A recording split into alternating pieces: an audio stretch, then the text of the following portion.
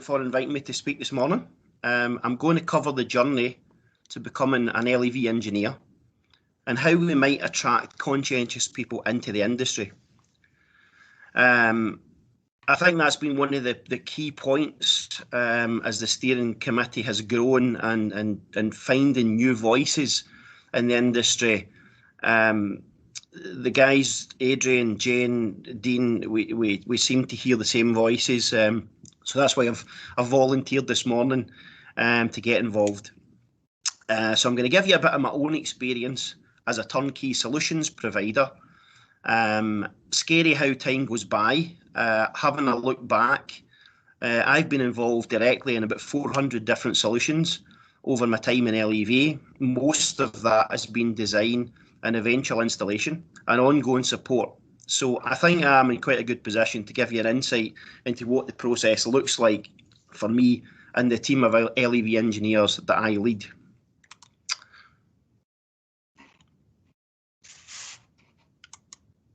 There we go. So, a little bit of background for those that don't know me. I started my career back in 1989. I served my time as a proper engineering apprentice, as a toolmaker, a trade which has almost disappeared now, thanks to CNC equipment.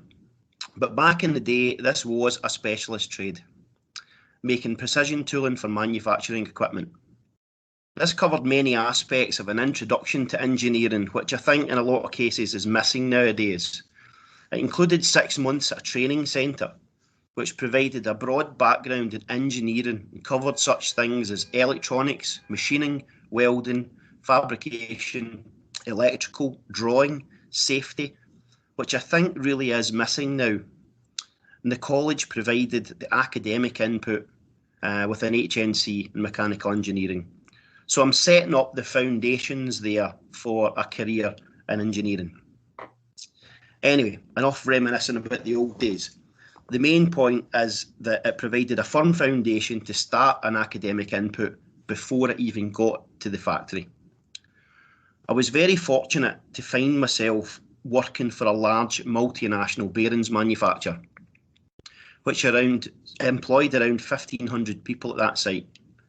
It took raw materials and turned them into engine bearings. So the range of process that I was exposed to at that time as an apprentice included foundries, chemical plating, press tools, packaging, machining, and loads of dust extraction, which at that time I knew absolutely nothing about. At the end of that apprenticeship, I could see that the world might not need tool makers and became very interested in furthering my career with a degree. And just at that time, my employer suggested that I might like to get involved in a new requirement which was being introduced in the site. So I'm showing my age now. Risk assessment was required for every single process. And myself and another apprentice were selected to implement this across the site.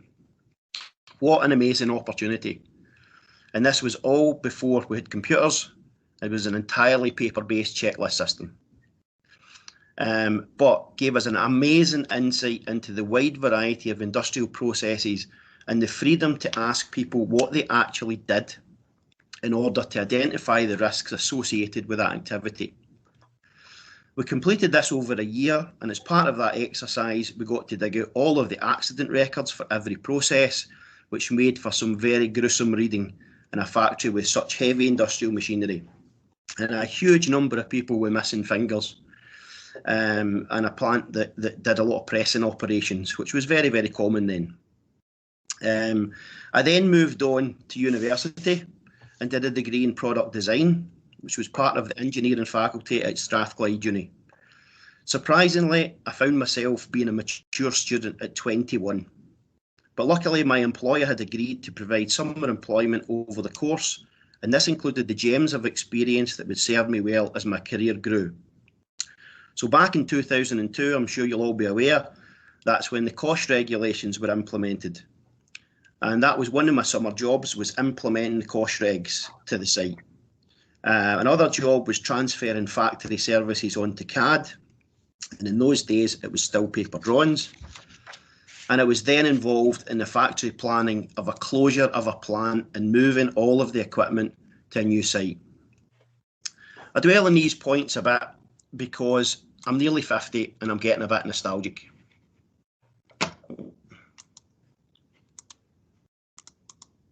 Sorry.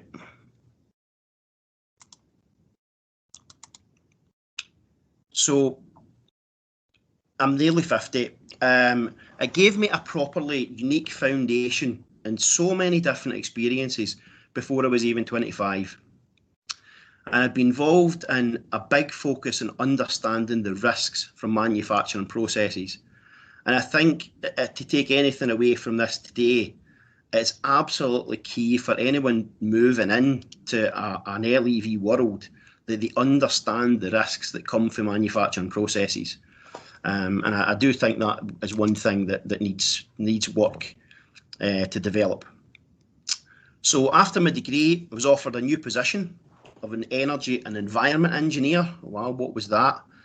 Was mainly involved in the implementation of ISO 14000. And this introduced me to environmental impacts and assessments and implementing solutions to gain accreditation, again, building on the process knowledge I had gained earlier. Following on from that, I became maintenance manager. I was only 27 then and managed a team of 30 engineers and technicians. Funny to think now that a company might have 30 people involved in maintenance, because normally now it's only 1 or 2. But back then, nothing was subcontracted and everything was done in-house. So I did this for 2 years and decided that I wanted to further my engineering career and didn't really fancy people management. I'm sure there'll be many here that can relate to that. And during this time, I qualified my NEBOSH General Certificate, but brought a lot of my experience together into a recognised qualification. I then moved to a new company, an American truck axle manufacturer, and was part of a team implementing significant change to the site by process improvement. This saw me responsible for multi-million-pound investments to reorganise a plant, close 2 factories and relocate all the equipment.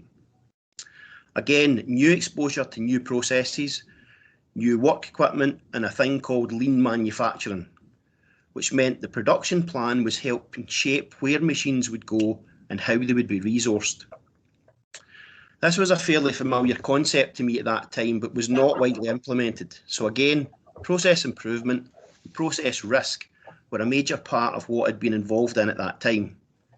And the only exposure to LEV at that time was from contractors who provided systems and testing.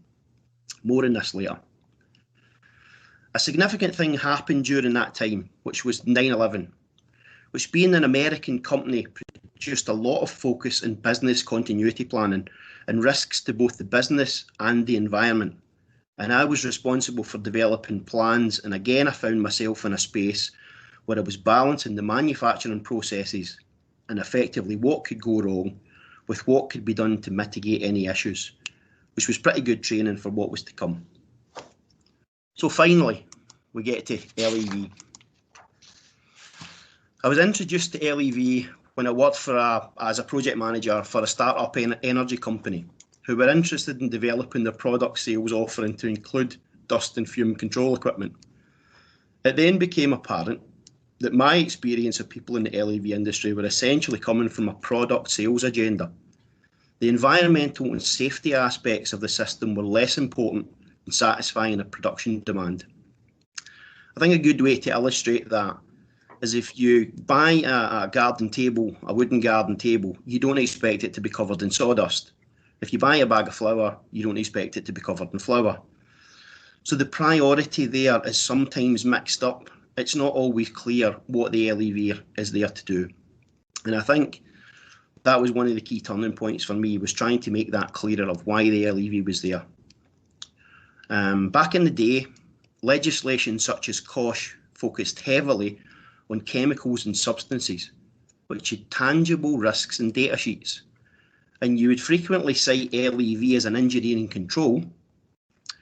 It was almost, but that was basically saying that LEV was there. So there was something there, and there was an LEV control. And when you were doing a COSH assessment back in the day, you would simply say, there's LEV there, and does it work? Does it not work? I don't know.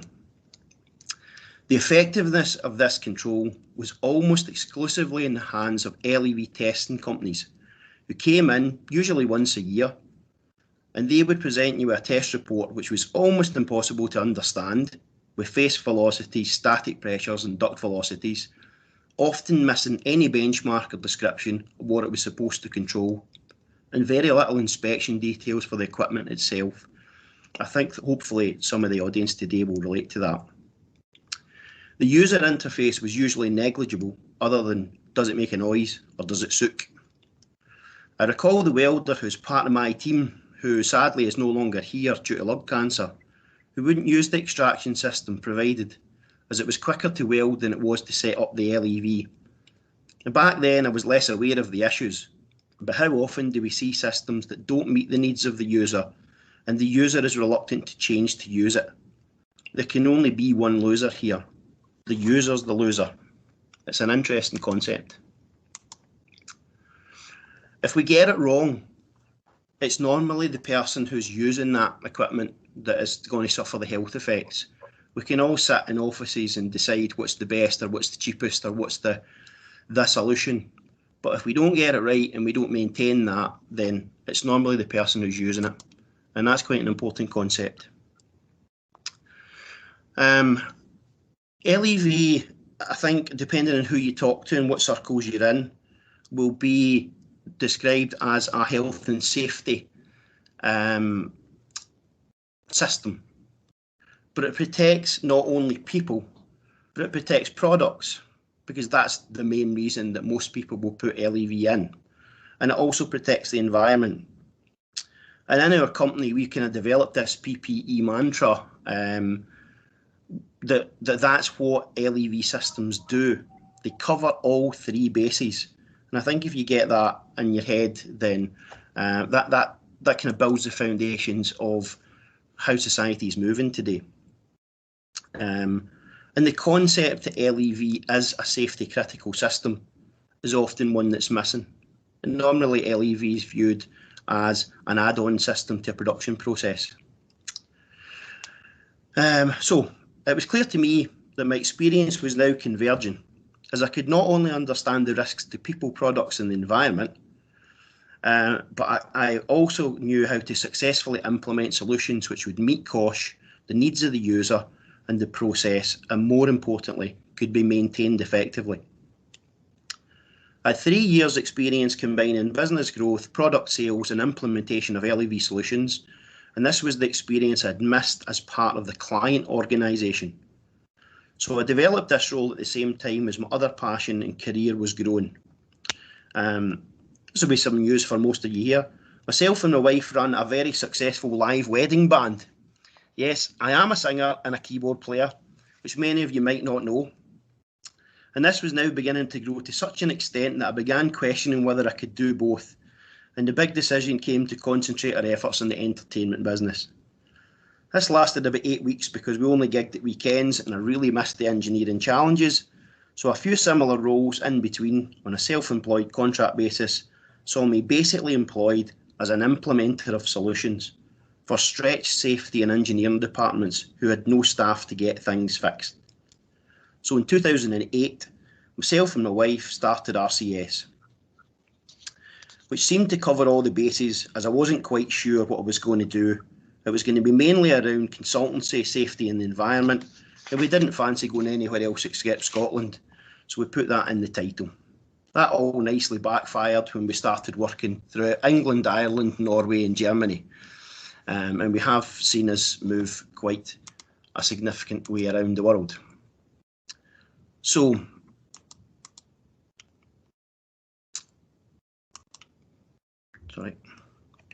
over the last 13 years, we've been involved in a huge variety of industries and processes, helping with HSE improvements, and essentially being viewed as a trusted partner for many of the world's blue chip companies. Notable items include the immense opportunity we were offered some 6 years ago to work on the aircraft carrier construction, the Queen Elizabeth and Prince of Wales. We were involved in design, supply and support of all of the LEV and air handling processes for the specialised deck coatings being applied to allow the takeoff and landing of the new F-35 jets. We worked in the carriers for 4 years and ended up supporting all of the infrastructure supplied to the flight deck coating processes, including dedicated LEV equipment, which had to be made portable. These were units up to 40,000 cubic metres an hour, so those in the know will realise how significant the size of these units are. We did all of the electrical supplies, temporary environments, heating and dehumidification, and we managed the whole process, day and night shift, 24/7, 365 days a year for 4 years. We battled through the Forth crossing disruptions and some of the worst storms to hit the Firth of Forth, and really tremendously proud still today of our achievements on these iconic vessels. We are also involved a lot with aerospace, who asked us to provide site-wide maintenance and inspection routines to ensure constant uptime of the assets. And still don't forget where we started. One of the first jobs was a motocross clothing supplier who had received an improvement notice for no LEV and no safe systems of work. And we worked with them hand in hand with the HSE to develop an improved process and still keep in touch to this very day. The foundation of the business was based on the implementation of long-term solutions, which involved understanding the needs of the client, implementing improvements and maintaining these in existing systems to maintain performance, a concept which at that time was fairly unique. My experience was that there were testing companies who would come in once a year and write reports and generally not help with implementing solutions, usually because they didn't employ engineering resource. There were companies who supplied equipment when required and often didn't properly commission or offer any ongoing maintenance. So there was a real gap in the market there. In my mind, these were safety critical systems. They directly protect people's health, just as a fall arrest barrier or a safety interlock. So it was important that any solutions were fully supported. It's changing now, but for most of my career in LEV or otherwise, the concept of LEV as an engineering control has never really been given the respect it deserves, particularly as it protects so many people over a long time scale. So the most important thing to take away from these ramblings today is that the subject of LEV is complex and has many things to consider, of the development of solutions and verification of successful implementation. Does it work? How do you prove it works? It doesn't lend itself to individuals, and it is best played as a team game. As the items to consider are numerous, I will cover some of my own experiences through our teams, but this would typically include some of these. So on that slide, these are typically the people who you would expect to need around you as you become involved in putting in LEV solutions. Now, I understand some of the audience may not be involved in solutions, but I think that is the natural home here. The Institute of LEV Engineers is for the solutions providing part of what we do. So hopefully that gives you an insight on what type of people you would need around you, and it's certainly not something I don't think that can be done on your own. So why now? So the HSE's latest figures for 2020 state that there was 12,000 lung diseases and 17,000 estimated new cases of breathing or lung problems caused or made worse by work each year. Air quality is the largest single environmental threat globally that we have, and particularly at this time, indoor air quality has never been more important or getting so much media coverage. This presents a challenge. The subject looks lucrative, and there are few barriers to entry, so many companies and individuals are now becoming involved in LEV, and few understand the real issues that they become responsible for. We spend hundreds of billions in order to improve traffic emissions, and even the cows get blamed for their contribution. But as many of us know, the effects from industrial processes can be significant, and while many believe they are doing their best to control emissions, many are also blissfully aware that the processes might have a significant impact on air quality. In the 21st century, we need to establish the foundations to ensure that the air in our buildings and where we live is clean.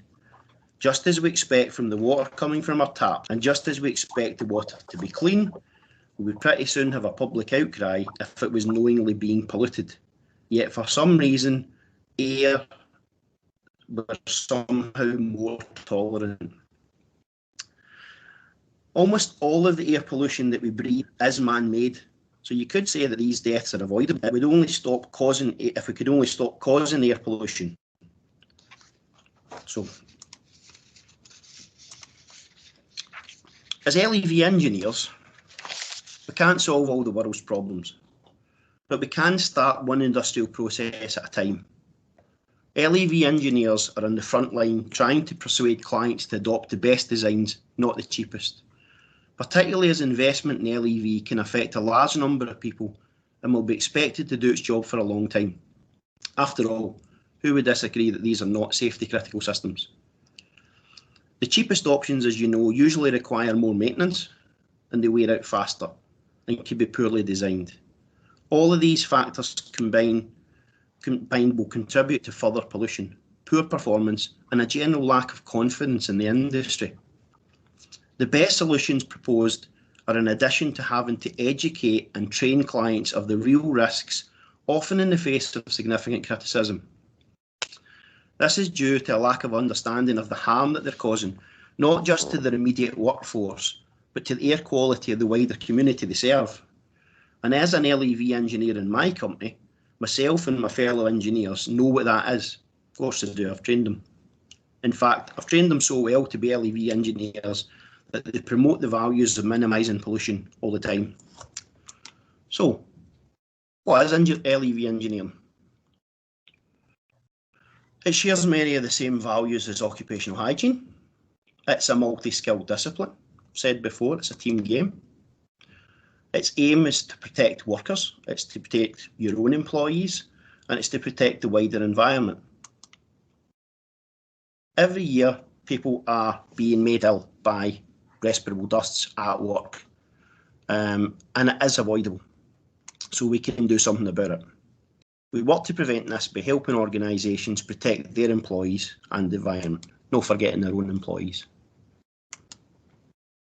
Some points to consider, and we'll maybe come back to these at the end.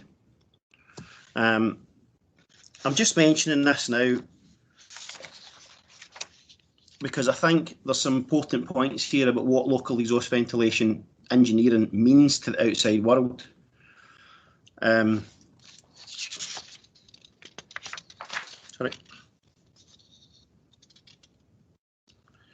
So, if we want to be engineers, then we have to train in an engineering discipline, then apply and develop this knowledge to the field of reducing exposure to hazardous substances. So again, even the name local exhaust ventilation provokes all sorts of responses. In the time I've been involved in it, things like, oh, so you only do local stuff? Or is that a vehicle exhaust systems? Even how do you describe your job to others if you are an LEV engineer? I think a safety professional sounds a lot better than a local exhaust ventilation engineer. I'm not sure that anybody knows what that is. I actually think a more appropriate title might be industrial ventilation, but we are where we are, and we'll stick with the current LEV for now. Okay, so in terms of trying to attract people into the industry, who might be interested in coming into this crazy world and all of this responsibility? Well, I think, you know, you would have an interest in health. You would certainly have an interest in safety, chemicals, properties, certainly engineering. You need to have problem-solving aptitude, and you need to be interested in environmental protection, and manufacturing processes is very, very important. Hopefully we can recognise some of these key skills. I would say that anyone in our team who shows an aptitude for these gets on well, and we try and promote these sort of skills within the guys. So what does an LEV engineer actually do?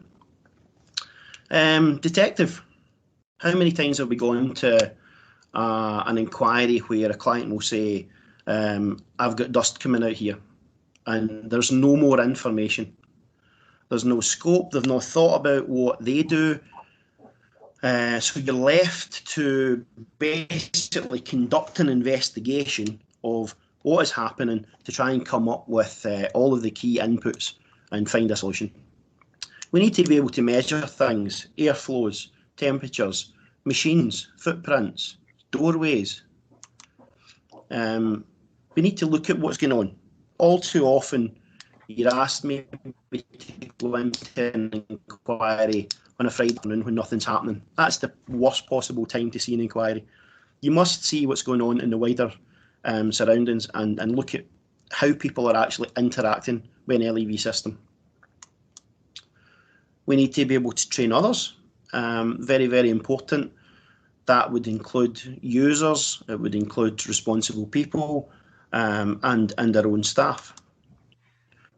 And really, really important, we need to be able to mentor. And that's what ILEVE is really there to do, is to try and bring together all of that knowledge which exists in the industry and get it into somewhere where we can actually tap into that. We need to be good at keeping records. Clearly, it's a legal obligation to have this testing done, and we need to be engineers and designers. I don't think anybody would argue with the last two. So what would I expect from an accomplished engineer? I know we've got the skills matrix developed by ILEVE and BESA, and it defines key requirements and recommended training. But for me, I'll just focus on the development of an accomplished engineer. This is what I would expect in my own experience that the marketplace and regulators want. And I very much advocate the term LEV engineer to be a badge of honour. Really at the pinnacle through technology. Many will adopt the term LEV engineer without the journey of becoming an engineer. And on a side note, it's interesting to even look at LEV job adverts, which often describe the roles as what we have here on this slide. But qualifications will include things like P601. Rarely do we see engineering disciplines and engineering qualifications at the heart of job roles, let alone any design qualifications for people who are involved in designing and implementing solutions. So I would expect people to be able to identify a problem, develop a solution, implement that solution, and I don't mean physically install the solution, but they should certainly understand that it's being installed properly. They should be able to commission the solution. They should be able to understand what's needed to support that investment to make sure it works. And they should be able to train and develop others. I think that is paramount as part of any successful LEV engineer who is responsible for installing a new process into a manufacturing plant. And they definitely need to develop relationships with equipment suppliers, because I think on my journey, I played quite a big part in building relationships with manufacturers so that I knew I was putting their equipment in properly and that support was there if should something go wrong. I think that's something that's really can be missing by just shopping around for equipment and putting something in. So a bit of investment in equipment manufacturers is really quite important. So where could all this LEV engineering take me?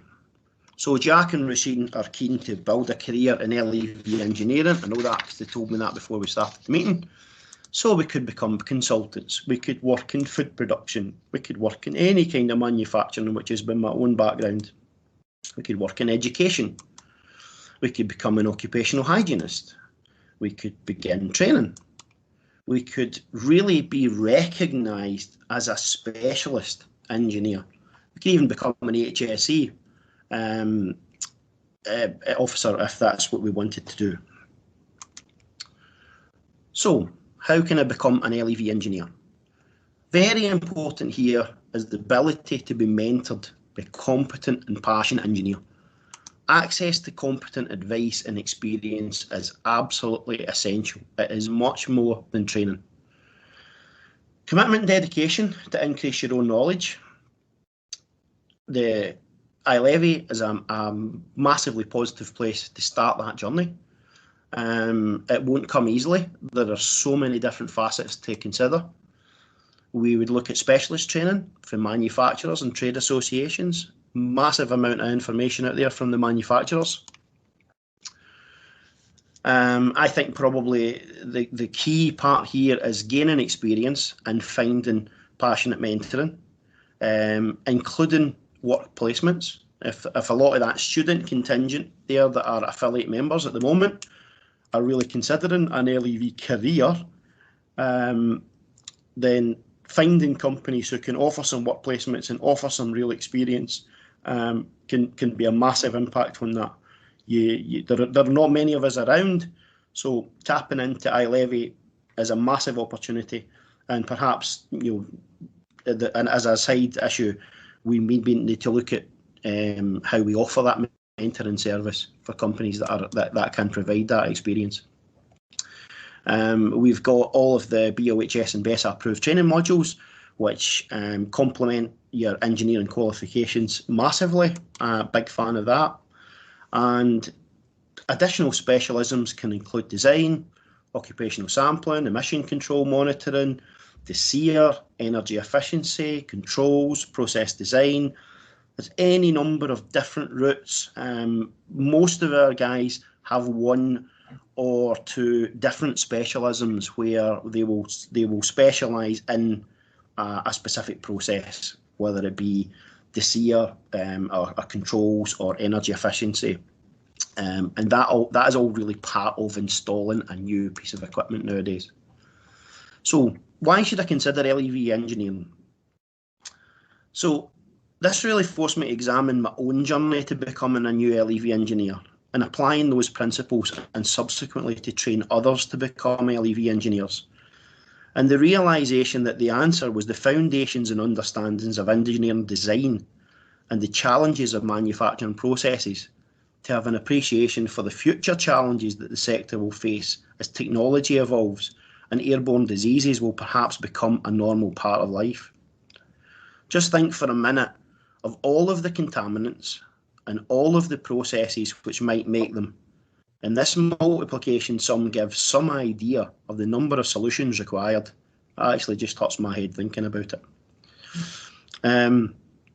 So I discovered in trying to teach the subject described as LEV engineering as one of the most dynamic and varied careers anyone can choose. The solutions for the control of contaminants available are many. LEV engineering encompasses almost all of the engineering disciplines, and from a small space we can approach LEV engineering from electrical, mechanical facilities and safety. But you have to have a passion for helping people to be safer and healthier in their working lives. So why should we begin the journey?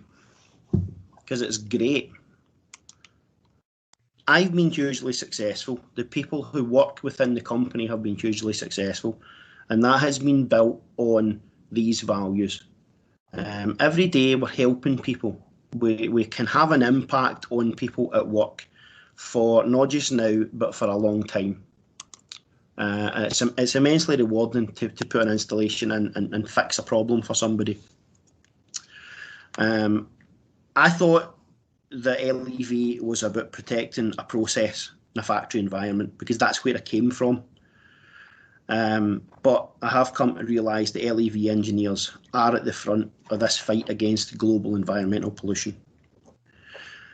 Occupational hygiene, health and safety professionals and LEV engineers, in fact anyone who sees that pollution that still exists within or coming from a factory, understands that we're losing the battle, but hopefully not the war. To this end, we need to create passionate, enthusiastic and determined LEV engineers. Engineers who can help to design, maintain and effectively test and prove that solutions work and where they don't, so that they can design solutions to make them work and strive to improve air quality for all. And I've had the privilege to train and work alongside some amazing engineers over the years. Some of them now I'm proud to call friends. And today, the career of an LEV engineer might begin with a few courses, but there really is a lifelong pursuit of understanding and development. So, thank you very much to ILEVE as an organisation. I am immensely proud to be associated with it as a natural home for engineers such as myself, and it's the place to get structured help and support if you choose a career in LEV. If we need some comprehensive independent advice, or you just want to be part of a group of people who care about the air we breathe and want to contribute to actually improving it. Massive number of students here, as Dean's outlined, and the affiliate side. I would urge the students to start getting more involved in looking at this as a career path, because there's not many people in it. It is traditionally a hard business to recruit into. I'm an MD, I employ people. It's not easy to get people interested in the first place. So anyone with a good engineering background should get involved and help develop it. Thank you very much. Thank you, Colin. And I'm getting feedback. Oh dear. Okay. Oh dear.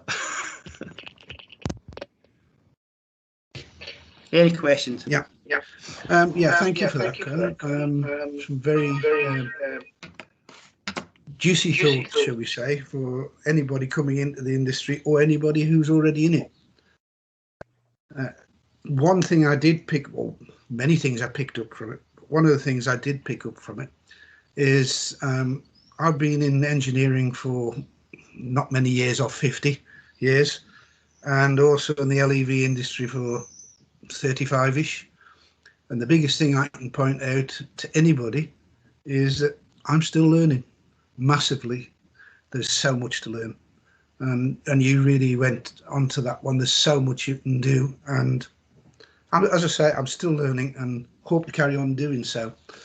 I don't know if anybody has any questions or any comments about it, please.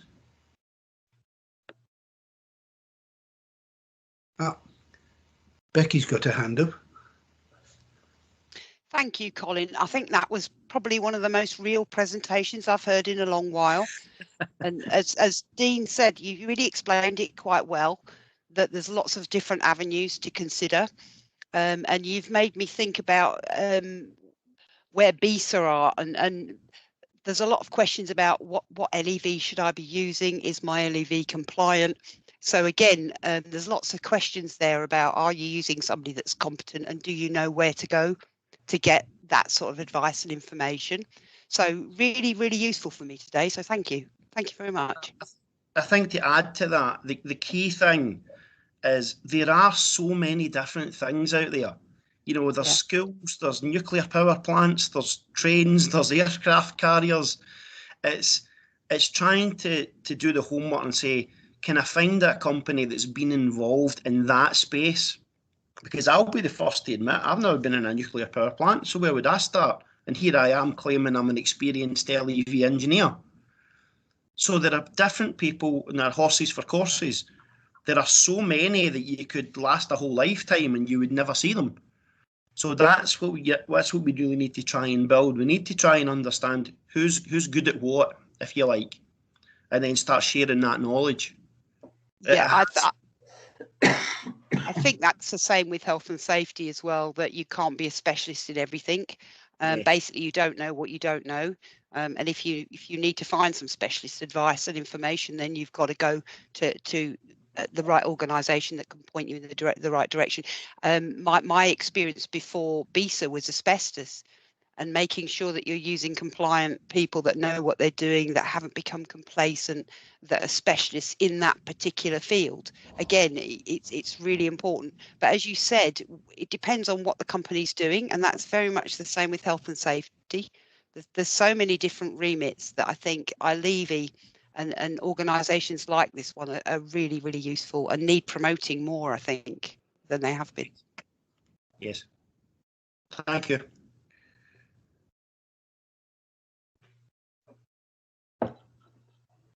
Have we got Anything anybody else? Ask a question of Colin, or just pass a comment? Happy to answer anything. I've just put in the chat, in case anybody can't see it, that we have recorded this presentation and we'll edit it and put it on the website so that anyone can pass it on to colleagues or anyone they know that they're thinking about becoming an LEV engineer. So just Great. note that.